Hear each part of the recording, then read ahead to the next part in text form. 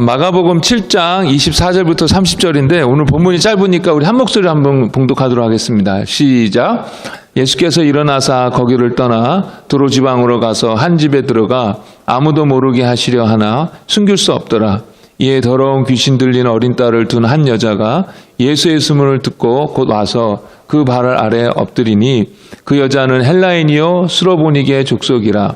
자기 딸에게서 귀신 쫓아내 주시기를 간구하거늘 예수께서 이르시되 자녀로 먼저 배불리 먹게 할지니 자녀의 떡을 취하여 개들에게 던짐이 마땅치 아니하니라. 여자가 대답하여 이르되 주여 올소이다마는 상 아래 개들도 아이들이 먹던 부스러기를 먹나이다. 예수께서 이르시되 이 말을 하였으니 돌아가라. 귀신이 내 딸에게서 나갔느니라 하시매 여자가 집에 돌아가 본즉 아이가 침상에 누웠고 귀신이 나갔더라. 아멘. 예수님께서 지금까지 계속 갈릴리 지역에서 사역을 하시다가 오늘 이방인들의 지역인 이 두로 지방까지 가시는 내용이 나옵니다.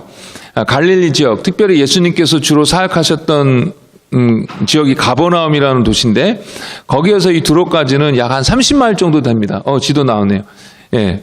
제가 인터넷을 보니까 이 미국 사람들이 평균적으로 좀 편안하게 좀 빨리 걸을 수 있는 거리가 1시간에 3마일에서 4마일이라고 합니다. 그러니까 이 예수님 당시의 사람들은 주로 걸어 다녔지 않겠습니까? 그러니까 저희들보다 걷는 속도도 빠를 것이고 저희들보다 더 많이 아마 걸을 수 있었을 것입니다. 그래서 30마일이면 제가 계산을 해보니까 안 쉬고 그냥 열심히 이렇게 걸으면 하루 정도 갈 수 있는 거리가 이 30마일 정도 되는 것 같아요. 그래서 이 가버나움에서 두로까지 열심히 걸으면 하루길이고 좀 여유 있게 쉬엄쉬엄 걷겠다 싶으면 이틀 걸리는 거리가 저 정도 거리인 것 같습니다.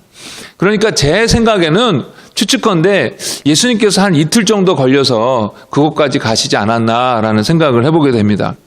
그래서 예수님께서 두로 지역에 이렇게 가서 한 집에 이렇게 들어가게 되셨는데 예수님은 거기에 계신 것이 이 다른 사람들에게 알려지기를 원치 않으셨습니다. 지난주에도 저희들이 다루었지만은 종교 지도자들이 틈만 나면 예수님을 이렇게 공격하려고 했기 때문에 예수님께서 그 사람들의 공격을 다 받아주면 어떻게 됩니까? 이 긴장이 이렇게 올라가게 되고 결국 예수님을 붙잡아서 이제 죽이게 되는데 아직 예수님은 지금 돌아가시면 안 되었고 나중에 6월절에 돌아가셔야만 했었습니다.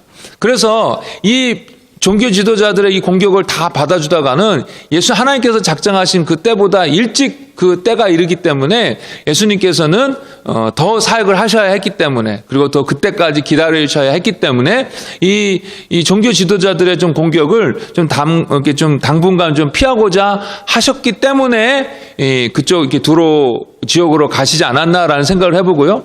두 번째로는 좀 쉬시면서 제자들과 좀 더 개인적으로 이렇게 함께 하시면서 제자들을 더 가르치고 싶으셨던 이유가 있었을 것 같다라는 생각을 해보게 됩니다. 여러분 계속해서 마가복음을 봐서 알겠지만 그간에 얼마나 사람들이 예수님에게 왔다 갔다 많이 했습니까? 그래서 얼마나 복잡했습니까?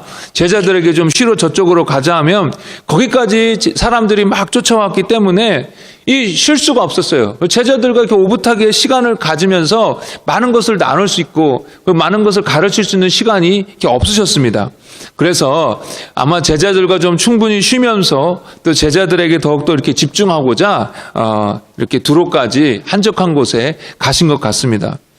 그런데 갈릴리 지역에서뿐만 아니라 그 지역을 훨씬 넘어서까지 예수님이 이미 워낙 유명해지셨기 때문에 이 두로 지역에서도 예수님을 알아보는 사람들이 있게 되었고 그래서 예수님에 대한 소문이 퍼지게 되었습니다. 그런데 이 소문을 듣자마자 한 여인이 불이 나게 급히 달려와서 예수님께 간구합니다. 이 여인은 수로보니게 태상의 그리스 사람인데 자기 딸의 귀신에 들렸는데 그 귀신을 쫓아내달라고 지금 간구하는 것입니다. 그런데요, 오늘 이 여인에 대한 이 여인의 그 간청에 대한 예수님의 반응이 저희들이 보아왔던 예수님의 모습과는 너무나도 낯선 다른 모습입니다. 예수님께서 뭐라고 말씀하시냐면은 자녀로 먼저 배불리게 먹게 할지니 자녀의 떡을 취하여 개들에게 던짐이 마땅하지 아니하다.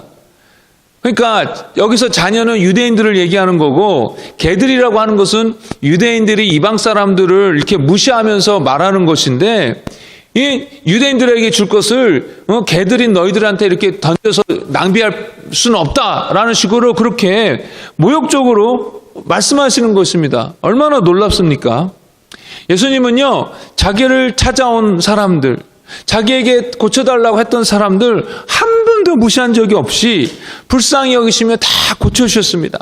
당신이 피곤하심에도 불구하고 자기를 찾아온 그 무리들을 보면서 불쌍히 여기셔서 그 사람들을 고쳐주시고 그 사람들에게 말씀을 가르쳐 주시고 심지어 그 사람들에게 떡까지 먹여주신 분이 바로 예수님이셨습니다.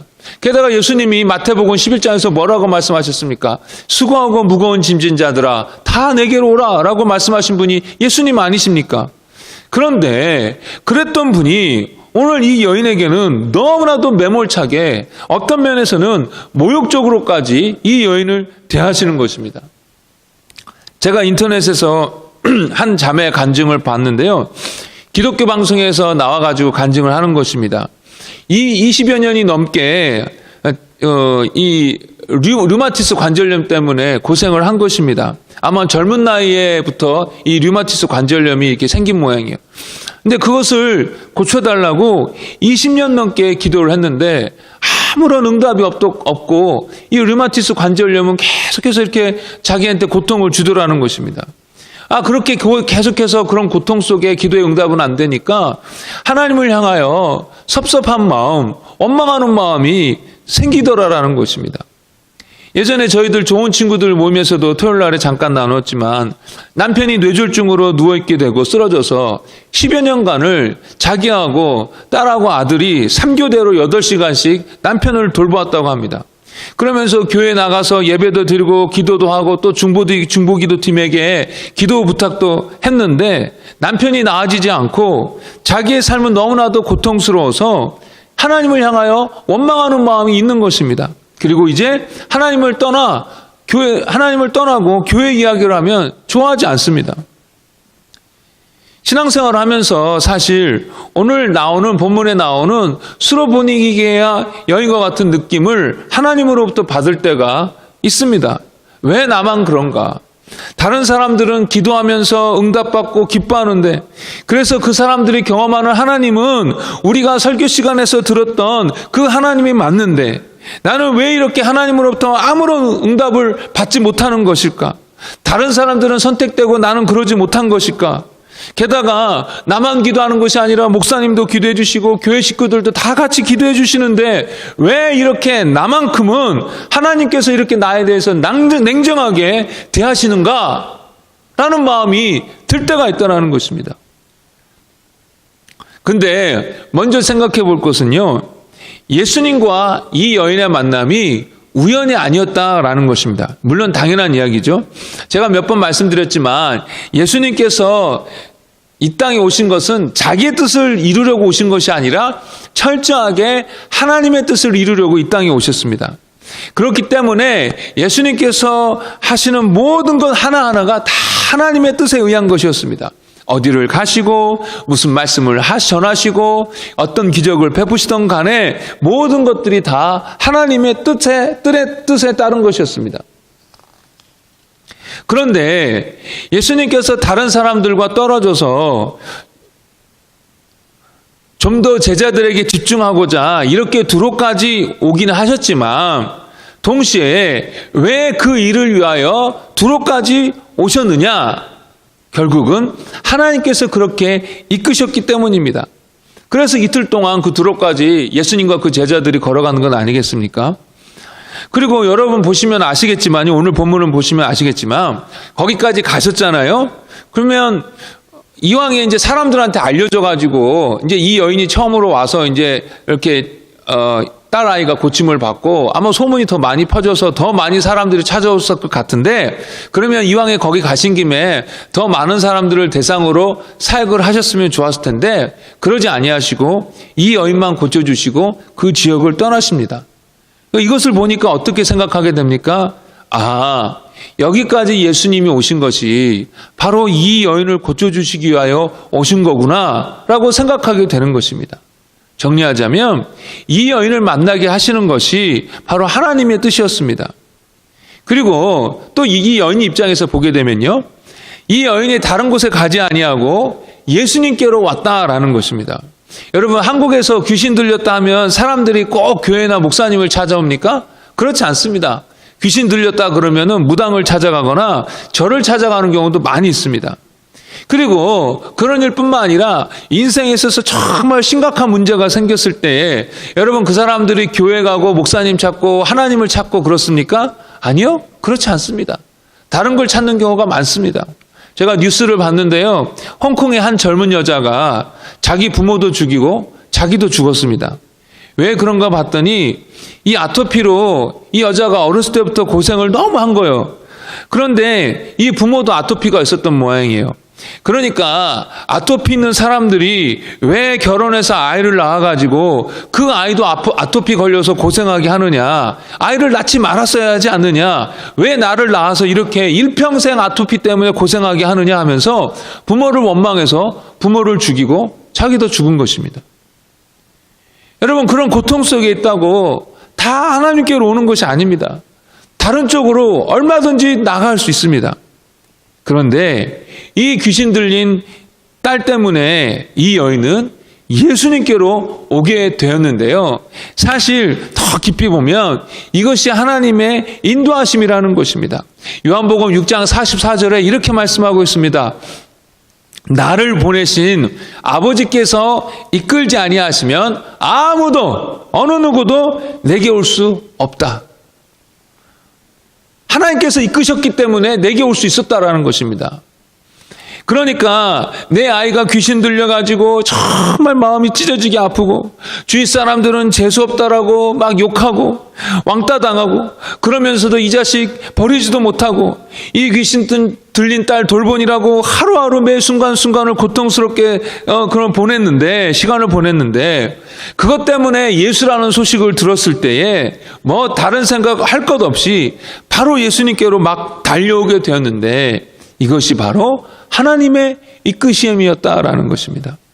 정리하자면요, 예수님께서 들어까지 가신 것도 하나님의 인도하심이요, 딸 때문에 고생하며 마음이 정말로 가난해져서 이런저런 눈치 볼 것 없이 간절한 마음으로 예수님께 나아가게 된 것도 결국 하나님의 인도하심이었다라는 것입니다.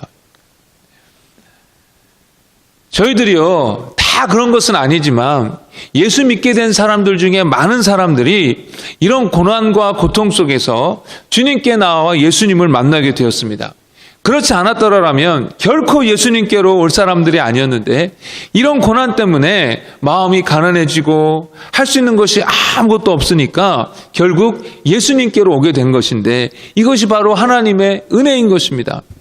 여러분, 성가대로 유명한 브루클린 터버너클 철치라고 여러분 한번 들어보셨는지 모르겠네요. 제가 여러분 찬양 인도할 때 I say yes Lord 이 찬양을 이 브루클린 터버너클 이 교회 성가대를 지휘하시는 그 담임 목사님의 사모님이 작사 작곡한 노래인데요. 이 브루클린 터버너클 교회의 담임 목사님이신 짐 심발라 목사님이 나눈 성도의 이야기입니다. 아밀라라는 자매의 이야기인데요. 푸에르토리코 이주민 가정인데 아버지가 술주정뱅이로 늘 가족은 싸우고 아버지의 폭력 때문에 힘들었다고 합니다. 어느 날 하루 아버지가 자기 엄마를 너무 심하게 때리니까 이 아밀라라는 자매가 9살 소녀였을 때 아버지에게 대듭니다. 그러면서 엄마를 때리지 말라고, 그러면 자기가 가만두지 않겠다고, 그러면서 엄마는 자기 방 가라고 하고 자기가 그 엄마 방에서 잤는데 그날 밤에 이 아빠가 이 딸을 겁탈합니다. 자기 친부가 친딸을 겁탈한 것입니다.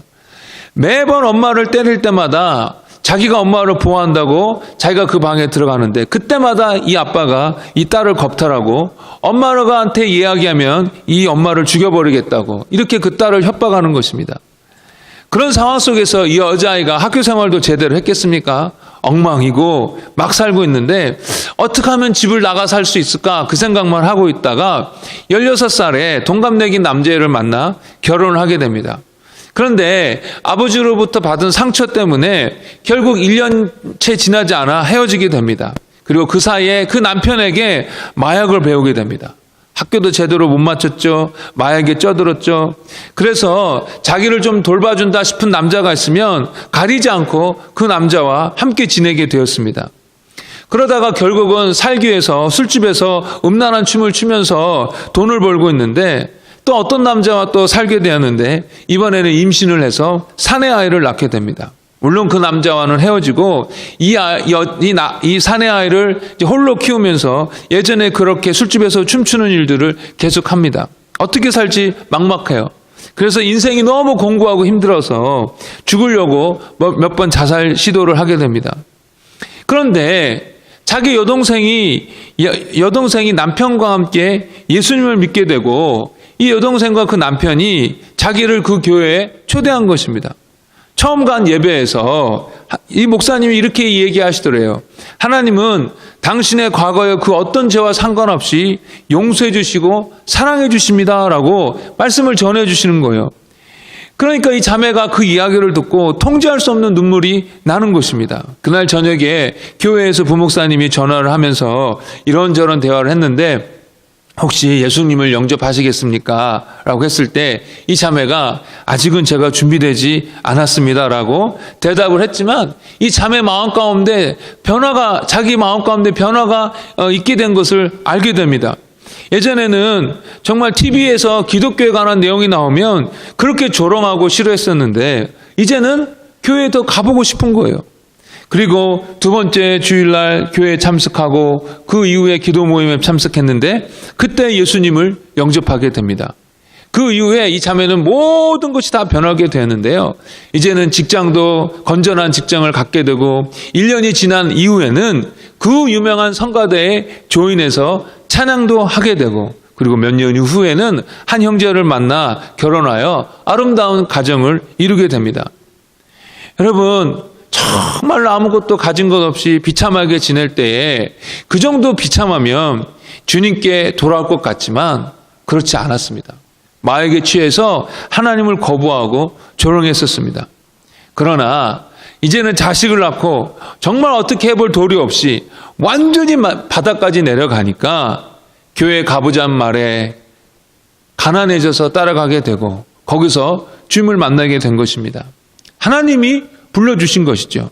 정말 마음이 가난해졌을 때에 아무것도 할 수 없겠다 싶을 때에 하나님이 예수님께로 불러주신 것입니다. 이렇게까지 비극적이면서 드라마틱한 경우가 아니지만 사실 저와 여러분 모두가 이렇게 저렇게 하나님께서 간섭하여 주시고 인도하여 주셔서 결국 예수님께로 오게 된 것입니다. 그 사람이 아니었다면, 그때 그 예배가 아니었다면, 그때 그 수련회가 아니었다면, 그때 그 사건이 아니었다면, 그 교회가 아니었다면 내가 지금 이 자리에 없었을 텐데 하는 그 모든 일들이 다 하나님의 인도하심이었다라는 것입니다. 얼마나 감사한 일인지요. 그럼 그렇게 하나님께서 특별한 섭리 가운데 저와 여러분들을, 사람들을 예수님께로 오게 하셨다는 건 알겠는데, 그러면 예수님은 왜 그렇게까지 냉정하게 이 여인을 대하셔야만 했는가? 실컷 오게 해놓고는 왜 그렇게까지 이렇게 박대하시는가? 라는 생각이 듭니다. 결론부터 말씀을 드리자면요, 믿음을 위해서, 믿음을 확증시켜 주시고 더 큰 믿음을 주시기 위해서였다라는 것입니다. 오늘 저희들이 읽은 본문에는 나와 있지 않지만 같은 사건을 기록한 마태복음 15장에도 나오는데요, 이 여인이 참 지혜롭게 대답을 하지 않습니까? 그러니까 그 대답에 대해서 예수님께서 네 믿음이 크도다 라고 말씀해 주시는 것입니다. 이 여인의 믿음을 확증해 주시고 그러면서 한 단계 더 큰 믿음으로 성장하도록 해 주신 것입니다. 달라스에서 사역을 할 때에 한 자매가 참 하나님을 향하여 열심이었습니다. 아주 귀한 자매예요. 그런데 간호사 자격시험을 보는데 볼 때마다 시험에서 떨어집니다. 보통 사람들은 이렇게 한두 번 시험을 보면 다 붙는다고 하던데 이 친구는 계속 떨어지는 거예요. 처음 떨어졌을 때는 좀 실망도 했지만 에이 공부를 좀 더 했어야 됐는데 그러지 못해서 떨어졌지 하고 금방 이렇게 실망하는 마음을 떨어내어 버렸습니다. 그런데 두 번째 시험을 봤는데요. 시험을 잘못 쳤다라는 거예요. 아니나 다를까 떨어졌어요. 근데 세 번째 시험을 봤는데 이번에는 아주 잘 봤다라는 거예요. 그래서 할렐루야 우리도 다 같이 기뻐했었습니다. 붙은 줄 알았어요. 그런데 또 떨어졌어요. 매번 떨어질 때마다 저를 찾아오는데 저도 그 자매가 찾아올 때마다 아이고 주님 도대체 왜 그러시는 거예요? 라고 질문을 하곤 했었습니다. 제가 그 친구의 시험을 기도했는데 그때 당시 제 남동생 대입 시험도 있었는데 제 남동생 대입 시험보다 그 자매 시험이 더 긴장되고 얼마나 그 자매 시험을 위해서 기도했는지 모릅니다. 근데 세 번째 시험에도 떨어졌다고 하면서 울면서 저에게 전화를 하는데 그러면서 저희 집에 온다는 것입니다. 그때 저도 참 얼마나 난감했는지 몰라요. 그래서 저랑 제 아내가 하나님 이 자매를 어떻게 위로해야 합니까? 라고 그렇게 기도를 했었어요. 그런데 기도하는 중에 하나님께서 깨닫게 해주신 것이 있었는데 그것이 무엇이냐면 하나님께서 이 자매에게 하나님을 향한 특별한 마음을 주셨어요. 그래서 주님을 섬기는 일에 참 헌신되고 충성되었는데 하나님께서 앞으로도 더 귀하게 사용하고자 이 자매에게 좀 더 강인한 믿음, 튼튼한 믿음을 주시기를 원하시는구나 라고 와이프랑 저랑 기도하는 가운데 깨닫게 되었어요. 그래서 이제는 웬만한 일에는 막 널브러지고 그런 게 아니라 눈 하나 깜딱 안 하고 정말 든든하게 그렇게 계속 주님을 위해서 나아갈 수 있는 그런 튼튼한 믿음, 그런 믿음을 주시기 위해서 이 자매에게 이렇게 그런 일들을 허락하셨구나라고 깨닫게 되었어요. 그래서 제가 그렇게 아내와 함께 그 자매를 위로하고 같이 기도했는데요. 나중에 다행히 네 번째로는 시험에 붙어가지고 지금 간호사로 얼마나 잘 이렇게 일하는지 모릅니다. 그런데 이 여인에게도 그런 믿음을 주시고 싶으셨던 거예요. 예수님은 자기의 거듭되는 거절과 어쩌면 무시하는 것 같은 반응에도 이 여인이 포기하지 아니하고 끈질기게 예수님께 매달리기를 원하셨습니다. 강인한 믿음을 주시기를 원하셨던 거예요. 그래서 예수님께서 겉으로는 자녀의 떡을 개한테 주는 게 맞지 않다라고 하시면서도 속으로는 이 여인에게 여인아 너 포기하면 안 돼. 내가 이렇게 얘기해도 너 포기하면 안 돼. 조금만 더 라고 하시면서 이 여인에게 정말 간절히 그렇게 속으로 외치셨을 것입니다. 이 여인은 그 예수님의 차갑고 혹독한 시험을 이겨내서 예수님께 큰 믿음이다라는 칭찬을 받게 되었습니다. 큰 믿음. 여러분, 큰 믿음이 되기 위해서는요, 훈련이 필요합니다. 혹독한 훈련을 통해서 운동선수들이 정말 강인해지듯이 우리의 믿음도 이런 훈련, 시련을 통해서 강인해지는 것입니다. 그냥 평소 하던 대로 하게 되면 그냥 그 정도 수준에서 머물지 더 늘지 않은 것입니다. 제가 한번 얘기한 것 같은데, 말씀드린 것 같은데요. 제가 40살, 제가 지금 많이 살이 쪘는데 배도 많이 나오고 40살 되기 전까지는 늘 말라깽이였습니다. 결혼하면 다 살찐다고 하던데 저는 결혼하고 나서도 몇 년 동안은 늘 말라깽이였었어요. 그래서 말라깽이였던 제 몸이 늘 부끄러웠습니다. 그래서 신학교 다닐 때에 이제 좀 몸 좀 튼튼하게 해보리라 하면서 방학 때, 여름방학 때 이제 웨이트를 이렇게 하기 시작했습니다. 근데 제 친구 전서가 그 웨이트를 늘 하던 친구라 저를 이제 코치를 해줬는데 정말 이렇게 역기를 이렇게 들면서 정말 죽겠다 싶었고 이제 못하겠다 그러는데도 그때 그 옆에서 아니 한 개만 더 하면서 거의 저를 죽이려고 작정한 놈처럼 그렇게 저를 억지로 시키는 것입니다. 근데 그 친구가 저한테 하는 말이 그거였어요. 그냥 하던 데까지만 하게 되면 그냥 머물지 더 늘지가 않는다라는 것입니다. 그래서 저한테 그렇게 죽일 것처럼 저를 시켰던 것입니다. 예수님께서 인정하시는 큰 믿음이 되기 위해서는 훈련이 필요한데요. 그 중에 하나가 바로 무엇이냐면은 오늘 이 여인이 경험한 것과 같은 그런 주님의 침묵 또는 냉정함인 것입니다. 우리는요, 기도의 응답으로 우리의 믿음이 자랍니다. 예수님에 대한 우리의 사랑이 기도의 응답으로 자랍니다. 기쁩니다. 즐겁습니다. 예수 믿는 맛이 바로 이 맛이야 하고 행복해야 합니다. 주위 사람들에게 증거할 것도 많이 있습니다. 그러나 우리의 믿음이 성장하는 데 있어서 때로는 하나님의 침묵, 차가움, 냉정함이 있을 때가 있다라는 것입니다. 견고함을 다지기 위하여 그럴 때가 있습니다. 그런데 이때 포기하지 아니하고 잘 견디면 이 여인처럼 큰 믿음, 강인한 믿음을 얻게 된다라는 것입니다. 믿습니까? 그러면 하나님께서 저희들에게 이렇게 침묵하신다 하실 때에, 어떻게 보면 냉정하게 대하신다라고 할 때에 저희들이 그러면 어떻게 그런 시간을 잘 감당해내야 할까요? 오늘 이 여인을 통해서 몇 가지 잠깐 살펴보기 원하는데, 첫 번째로 이 여인은요, 우리 예수님을 향하여 간절했습니다. 딸 아이를 살릴 수 있는 유일한 길이 예수님밖에 없었기 때문에 이 그 안타까운 상황 속에서 예수님에 대하여 간절했던 것입니다. 저희들이요, 주님을 향해서 간절해야지라는 사실을 잘 알고 있지만 간절하지 않을 때가 참 많이 있습니다. 왜 그런 줄 아십니까? 하나님이 꼭 안 도와주셔도 살만하다고 여겨져서 그렇습니다. 하나님이 꼭 안 도와주셔도 내가 이렇게 저렇게 매니지하면 어느 정도 잘 유지하고 끌고 갈 수 있다라고, 살 수 있다라고 생각하기 때문에 그런 것입니다.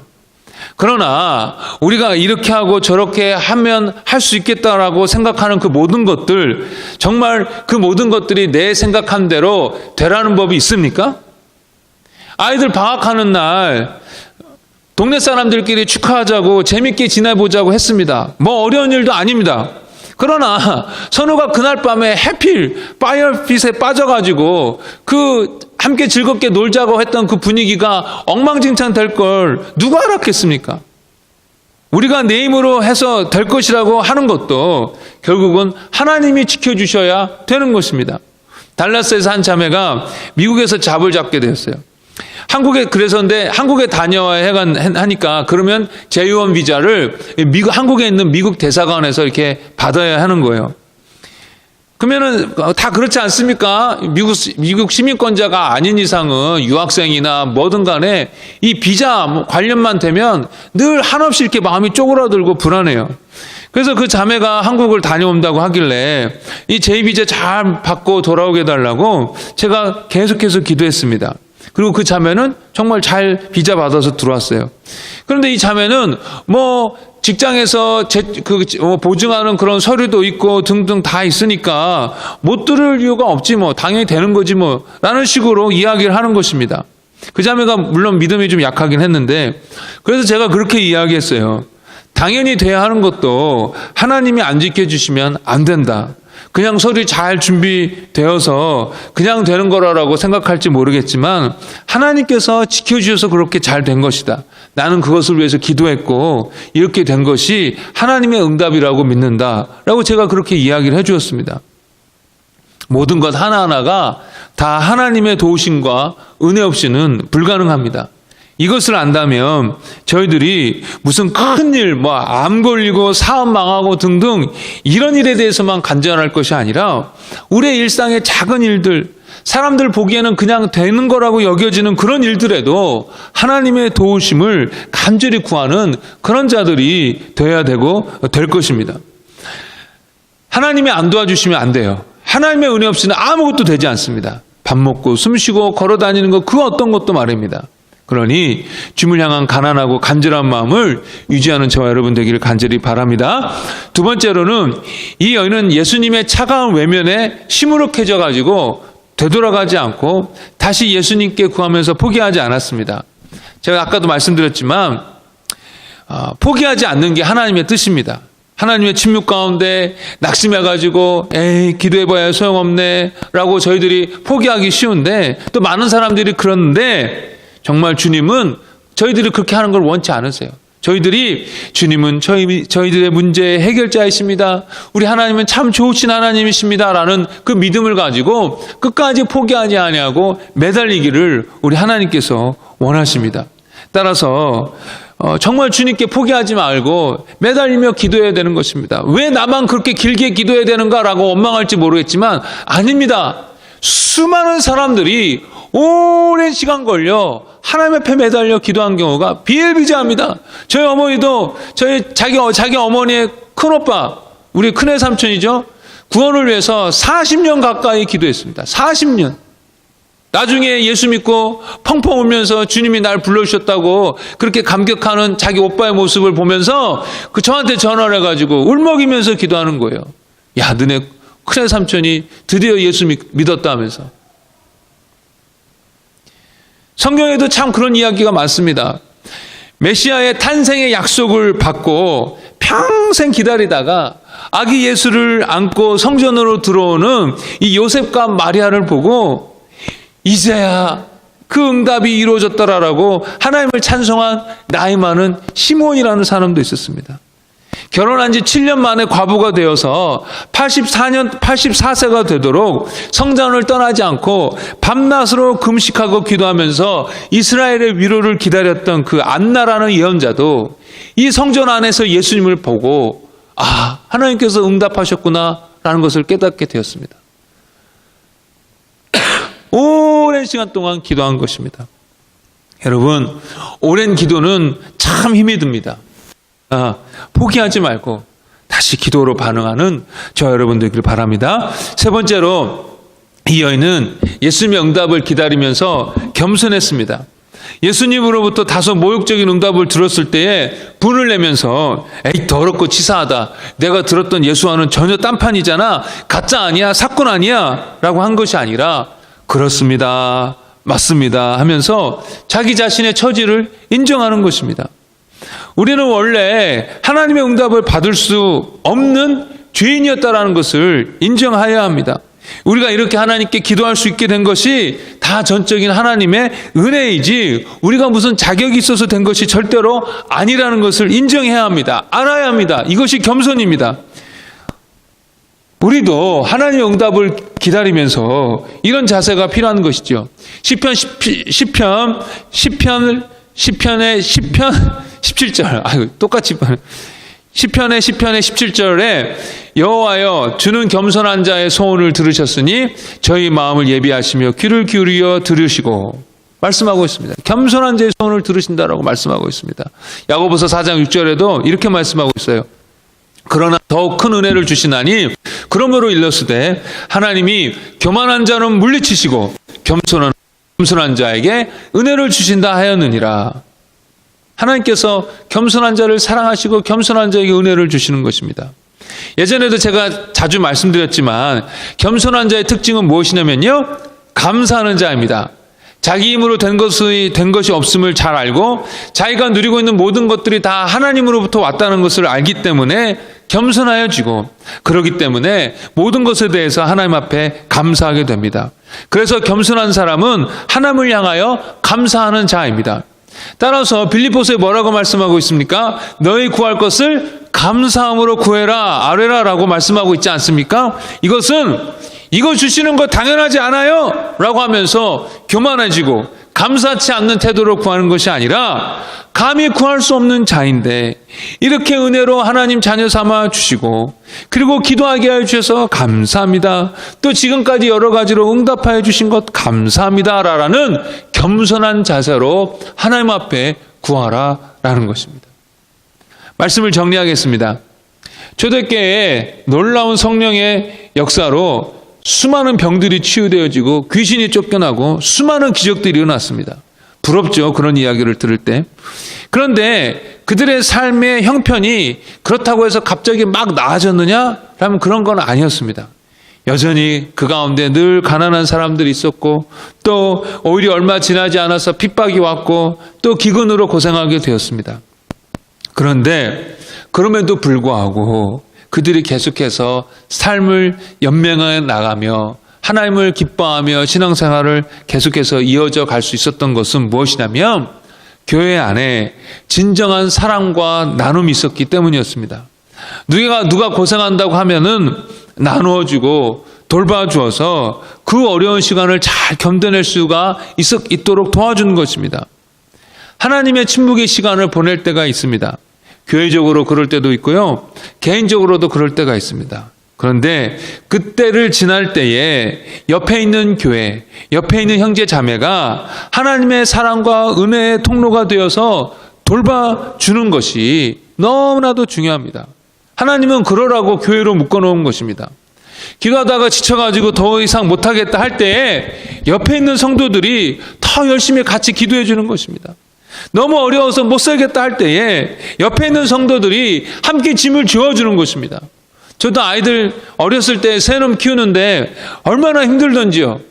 자주 있지는 않았지만 제 생일이라고 청년부 형제자매들이 어떤 문식점 기프트 카드인가를 하나 주면서 목사님 아이들 저희가 잠깐 몇 시간 봐줄 테니까 사모님이랑 같이 가서 좀 식사 좀 하고 쉬고 오세요 그러는 거예요.